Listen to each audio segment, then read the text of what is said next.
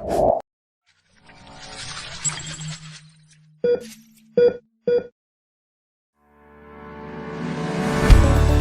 you know that one of the leading causes of sudden death in young athletes is a heart condition that often has no symptoms?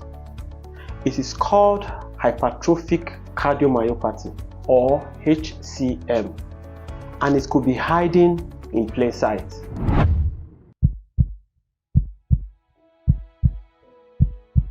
Hi everyone, welcome back. If you've been following this series, you know we've been discussing this serious heart condition.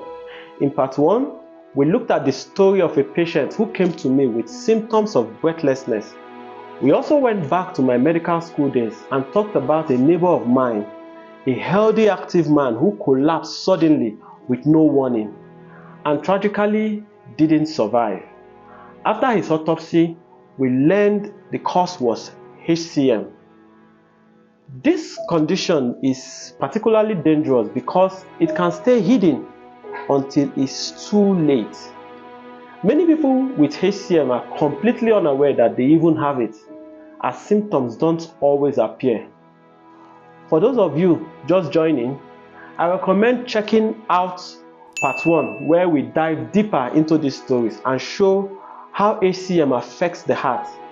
It's an important watch, especially if you or a loved one is involved in sports or has a family history of heart issues.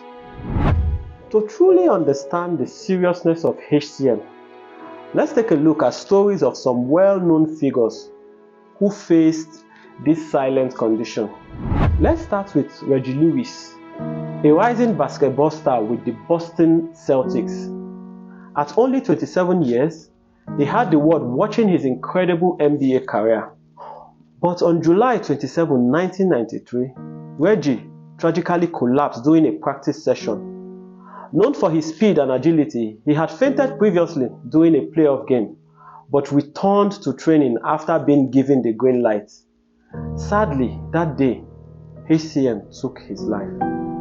His passing left fans and loved ones grieving and brought awareness to the need for cardiac screening, especially in young athletes like Reggie.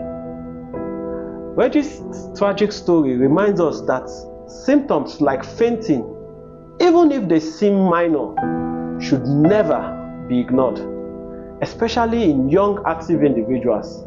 Screening, they say, is vital. Next, let's talk about Hank Gathers, one of college basketball's brightest stars. He played for Loyola Marymount University and was widely known for his strength and talent on the court. During a game in December 1989, Hank collapsed for the first time and was diagnosed with exercise-induced ventricular tachycardia.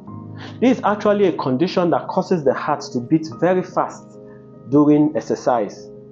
He was prescribed medication to help regulate his heart rate, but he struggled with its side effects, which he complained affected his performance. So he did not take his drugs as prescribed by his doctors. Tragically, on March 4th, 1990, during a tournament game, he collapsed again and could not be revived. An autopsy revealed that Hank had HCM, a condition that had gone undetected despite his earlier diagnosis. His death brought attention to the importance of accurate diagnosis and management of heart conditions in athletes. Hank's death shows us how dangerous it can be to stop taking prescribed medications, even if the side effects seem inconvenient. Always consult your doctor before making any changes whatsoever with your drug prescription. Next, let's talk about Marc Vivien Foé, who was a talented Cameroonian midfielder whose name became synonymous with the hidden dangers of HCM. On June 26, 2003, during a Confederations Cup match between Cameroon and Colombia, the 28-year-old suddenly collapsed in the field. Medical staff and fans watched in horror as Foé's life slipped away. Later, the world learned that HCM was responsible. Fuell's passing highlighted the need for thorough cardiac health checks, especially for athletes in high-intensity sports. Awareness can make all the difference. Endurance Idaho, a Nigerian forward, was playing in Sudan for Al Merrikh when tragedy struck. On March 6, 2010, he collapsed mid-game. Despite immediate medical attention, the 25-year-old was pronounced dead shortly after. Many actually suspected that HCM played a role, reminding us that this condition can strike without warning, especially among athletes who push their bodies to the limit. Finally, let's talk about Sam Okwaraji, a name that resonates deeply in Nigerian sports history. On August 12, 1989, while representing Nigeria in a World Cup qualifier match against Angola in Lagos, the 25-year-old collapsed on the field. Known for his talent and patriotism, Okwaraji's death came as a tremendous shock to fans and teammates. While officially ruled as heart failure, he died from possible complications of HCM, as an autopsy had shown that he had an enlarged heart. Once again, showing how this silent condition can claim lives unexpectedly. These stories remind us that HCM is a silent threat. It doesn't matter if you're a professional athlete or just someone going about daily life. Screening and awareness are key.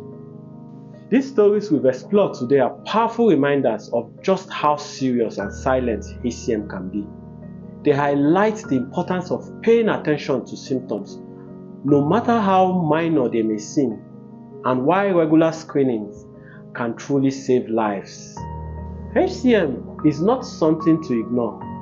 It's a condition that can affect anyone, regardless of age, fitness level, or lifestyle. As we've seen, it doesn't always come with a warning. That is why awareness is key. But there's more to this story. In part 3, we'll dive into the most pressing questions about HCM.